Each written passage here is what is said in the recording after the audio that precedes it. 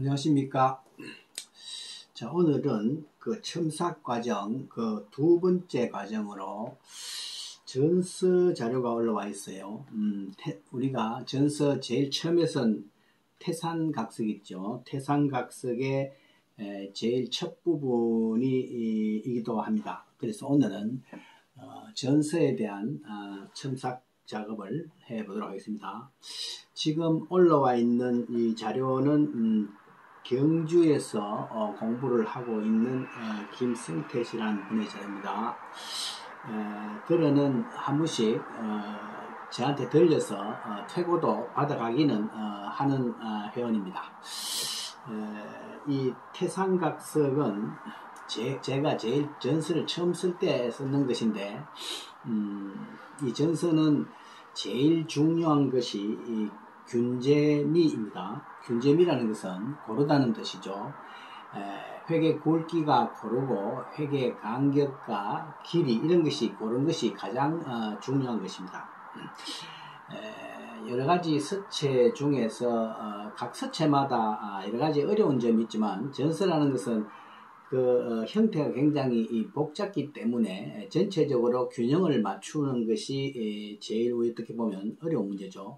특히 전서 중에서도 이 소전이라는 것은 진시황 때 확립된 아주 균제하게 된 글꼴을 이야기하는데요. 어떻게 보면 전서 중에서도 가장 구사하기가 어렵다고도 볼 수 있습니다. 소전에 앞선 대전은 다소 여러가지 형태의 변화가 있고 굵기의 변화가 있어서 좀 자연스럽게 해도 큰 차이가 없지만은 이 소전은 조금이라도 원칙에서 벗어나면 눈에 바로 띄어요. 그래서 글씨 쓰기가 사실 굉장히 어려운 것입니다. 어떻게 보면 쓴다기보다는 제도한다는 점에서 이 글씨를 써야 이 소전을 이해할 수가 있습니다. 그래서 손으로 글씨를 쓰고 눈으로 그 형태를 파악하면서 어떻게 그 형태를 최대한 유사하게 구사하는 수 있는가가 가장 관건인 것입니다. 자 그러면 글씨를 한번 볼까요?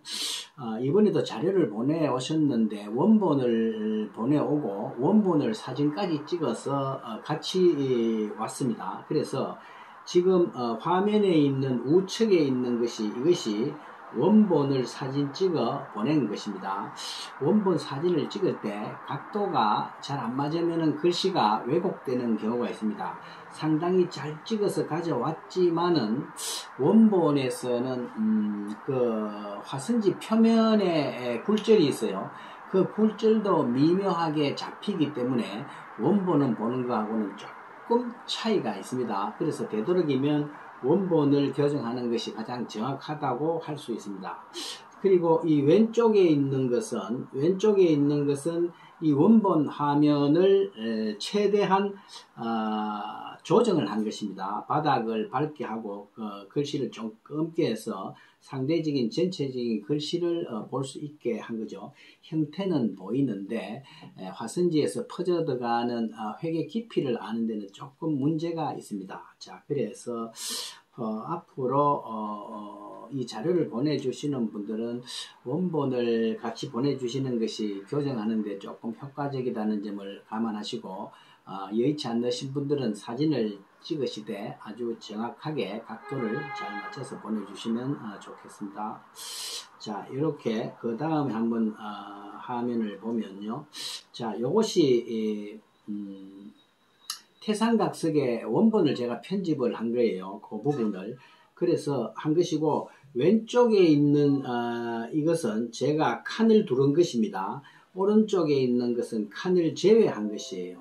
칸을 제외했을 때와 칸을 껐을 때의 시각적 차이는 상당히 조금 있습니다. 그래서 칸을 없앴을 때는 글자와 글자 사이의 거리가 조금 더 멀어 보이는 감이 있죠. 그래서 옛날에는 칸을 꺼서 쓰는 경우가 있습니다만은 전서에서는 아주 드문 경우입니다. 그래서 칸을 꺼서 공부를 하면은 글자를 전체적인 위치를 파악하기는 좋기는 하죠. 그런데 그 자꾸만 거기에 의존하면 안 되거든요. 그래서 칸을 끈 경우와 칸을 제외한 경우의 차이점을 한번 보시라는 거죠. 자, 그래서 해서 이런 관점에 있어서 원본 글씨와의 법첩과의 관계를 한번 살펴보기로 하겠습니다. 자, 요것이 우측에 있는 것이 법첩을 보내준 사람의 글씨를 제가 칸을 끈 것입니다. 왼쪽은 원본에다가 법첩에다가 칸을 끈 것이고 오른쪽에다가 칸을 끈 것입니다. 자, 전체적으로 1차적으로 한번 살펴보면요. 원본 법첩 글씨에 비해서 지금 글씨를 쓴 이 작품은 글씨가 상당히 길어 비죠. 이 길어 빈다는 것은 가로와 세로의 비율, 그죠? 처음에 했을 때 가로 세로의 비율을 좀 길게 잡았다는 것입니다. 여러분들께서도 지금 직접 보면은 그냥 보면은 모르지만은 이 가로의 길이와 세로의 길이의 비례가 중요한 것입니다. 가로와 세로의 길이가 지금 원본보다는 상당히 길게 되어 있죠. 칸이 길게 되었기 때문에 글씨가 전체적으로 크게 맞추어 쓰다가 보니까 길어진 것입니다. 아마 이분께서는 이 앞에서 보시면 알지만은 이렇게 원본을 보내는데 보면은 여기 점이 찍혀져 있죠. 이 점이 찍혀진 것은 칸을 꺾을 수도 있는데 칸을 꺾기가 좀 번거로워서 그냥 쓰기에는 칸이 잘 안 비고 밑에 영지를 두고 보고 쓰기에는 금이 잘 안 보이기 때문에 여기다 점을 찍은 거예요. 그래서 점을 찍어 가지고 이 전체적인 윤곽을 선을 치는 것을 대신했던 것입니다. 그래서 이 점을 찍을 때 칸을 접을 때 지금 접어 쓰신 거거든요. 접어서 쓸 때 칸의 가로와 세로 비율을 너무 차이 나게 잡았기 때문에 실제 임서가 전체적으로 세로로 길게 된 것입니다. 자, 그 점을 염두를 하시고 글씨를 쓸 때 예서와 해서는 가로 세로 정사각형에 그대로 쓰면 되지만은 전서는 가로 대 세로의 비율이 세로가 긴 경우가 많습니다. 대전인 경우는 가로와 세로 비율이 비교적 차이가 적지만은 소전인 경우는 상당히 좀 길어요. 수치로는 정확하게 말씀드릴 수 없지만 대체로 가로 2대 세로 2.5 사이에서 잘 이렇게 측정을 하셔서 칸을 그어서 쓰는 것이 중요합니다.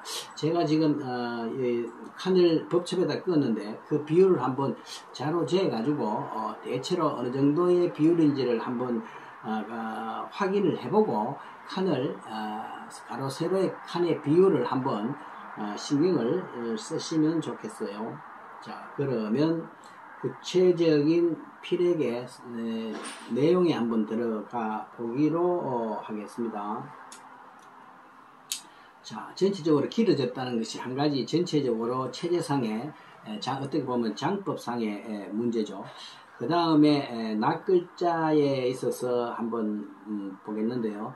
전서에서는 균제미가 제일 중요하다 그랬죠. 길이, 굵기 이런 것이 간격 이것이 일정해야 된다는 1차적인 원칙이 있고요.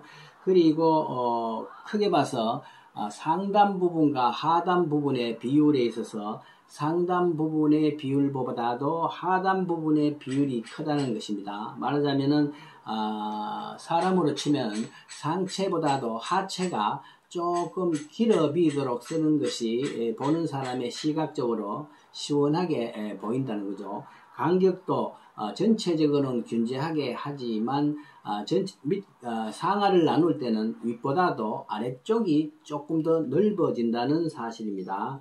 자, 그걸 이야기 구체적으로 한번 볼까요? 자, 그러면 구체적인 글씨를 한번 보면서 한번 체크를 해 보기로 하겠습니다. 지금 황자에 있어서 보면은 여기 간격이 있죠. 여기에 이 사이의 간격, 사이 간격이 비슷해져야 좋다는 것입니다. 그리고 하단으로 오면서 밑이 넓어졌죠. 길어졌죠. 하단부에 있어서는 가로를 세등분할 때 정중앙에 잡지 않고 약간 밑이 넓게 해준다는 것입니다. 상체보다도 하체를 길게 한다는 거죠. 그 다음에 제자를 보면은 이 제자를 지금 왼쪽에 있는 제자와 한번 비교해 보면은 크게 봤을 때 이쪽 사이에 간격이 있죠. 이 간격이 사실 옆으로 넓적해야 되는데 밑으로 길쭉하게 돼 있죠. 이것은 전체적인 걸 파악을 못했다는 것입니다. 그래서 이 공간과 이 공간 전체적인 공간들이 비슷비슷하게 남아줘야 된다는 것입니다. 그러면서도 상체에 비해서 하체가 조금 더 길게 해주라는 거죠.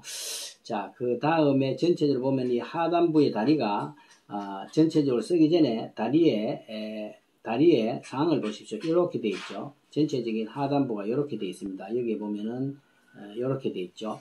그런 점을 미리 글씨를 쓰기 전에 전체적인 구조를 파악을 하고 붓이 따라가야 됩니다. 절대 빨리 쓰지 말고 천천히 관찰해서 전체적인 형태가 파악이 되면 붓을 움직이는 것이 좋습니다. 그 다음에 임자도 보면은 이 본문에는 보면 이 전체적인 간격들이 굉장히 고르잖아요. 그렇죠. 이쪽에 이런 공간들이 전체적으로 고른데 여기는 조금 위에 있는 시나 신자가 조금 길쭉해졌고 밑에 입구 사이가 조금 이 간격이 이쪽이 특히 붙어 가지고 답답해진 감이 있죠. 자, 그래서 전체적으로 남는 간격의 상황을 고르게 해준다는 거죠. 모양이 지나가고 난 다음에 남는 여백도 균일해야 된다는 뜻입니다. 그 다음에 입자를 보면 입자는 뭐 큰 무리한 점이 별로 없습니다. 좀 길이가 길어진 감이 있죠. 그 다음에 작자도 큰 무리는 없지만은 요 하단부에 남는 공간이 왼쪽 원본에 비해서 볼 때 조금 더 내려왔으면 좋겠다. 그리고 이 서로의 획들이 지나가고 나는 남는 간격의 폭들이 비슷하고 상단보다는 하단이 좀 여유가 있게 써준다는 거요. 그 다음에 제자도 상단, 하단, 왼쪽은 큰 무리가 없습니다. 이것이 조금은 짧아졌으면 좋겠고요. 나머지 이 곡선이 커브가 조금 더 각도가 있어야 되겠죠. 그 다음에 명자이기 가로 세로가 몇 개입니까? 하나, 둘, 셋, 넷, 다섯, 여섯, 일곱 개죠. 7칸을 나눠야 되니까 그 간격을 최소화시켜서 고르게 해야 되겠죠. 이 원본에도 이렇게 지금 보면은 획과 획이 지나가고 난 간격이 비슷하죠. 그래서 이런 것들을 맞추기가 쉽지가 않습니다. 요 간격 전체적으로 남는 간격에 고르게 거리가 유지된다는 게 참 쉬운 길 아니죠. 일단 최소화 시켜야 되지 너무 사이를 굵게 잡으면은 글씨가 명자가 딴 글씨에 비해서 커지게 되니까 유의하시기 바랍니다. 그 다음에 스몰입자는 큰 문제가 없어요. 좌우 대칭이 되도록 잘 해서 지금 가로액이 조금 짧은 느낌이 듭니다.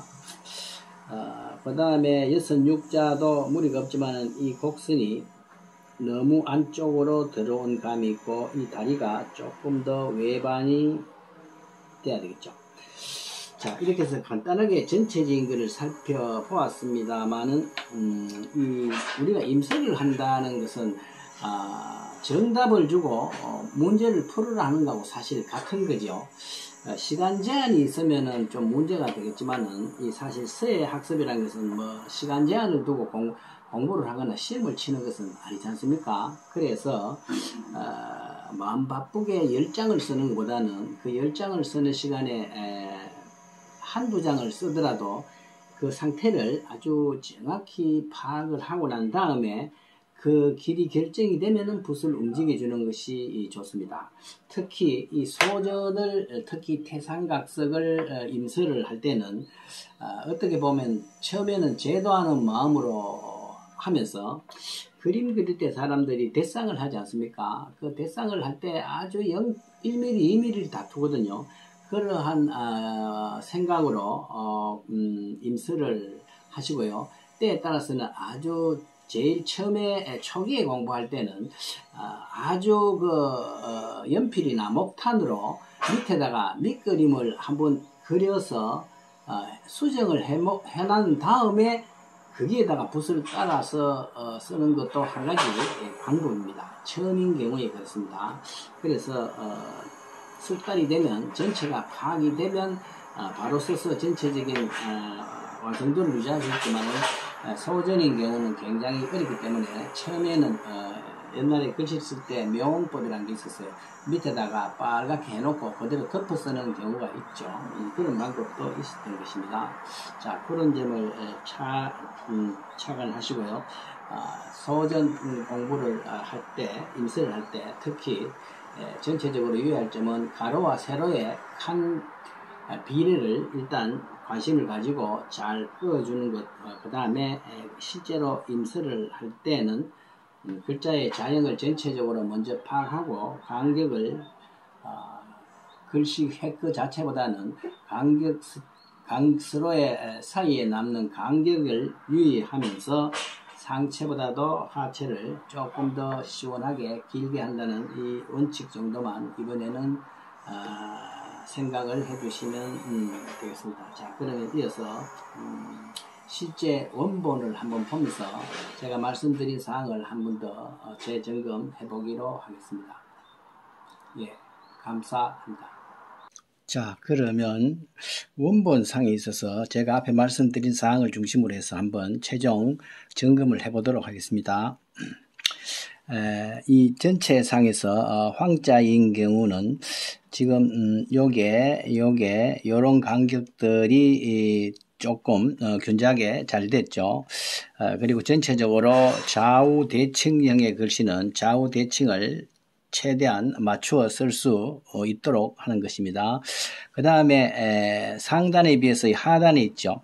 이런 경우는 중간에 꺼야 되지 않느냐 이렇게 생각을 하는데, 하단 부분에 오면서부터는 이 비례가 상단보다는 하단이 좀 더 넓게 보인다는 거죠. 그래서 약간 위로 올라가는 경향이 있습니다. 전체적으로요.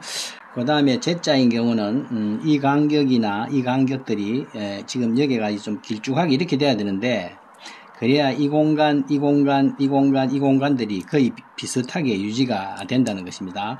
그래서 이걸 좀 짧게 했어야 됐고, 전체적으로 상단보다는 하단이 전체적으로 다리가 길어 비겠죠. 그리고 전체적으로 하단선을 보면 이렇게 돼 있다는 것을 미리 파악을 하고 길이 조정을 해야 됩니다. 자, 임자는 경우는 여기가 좀 복잡해졌다는 거죠.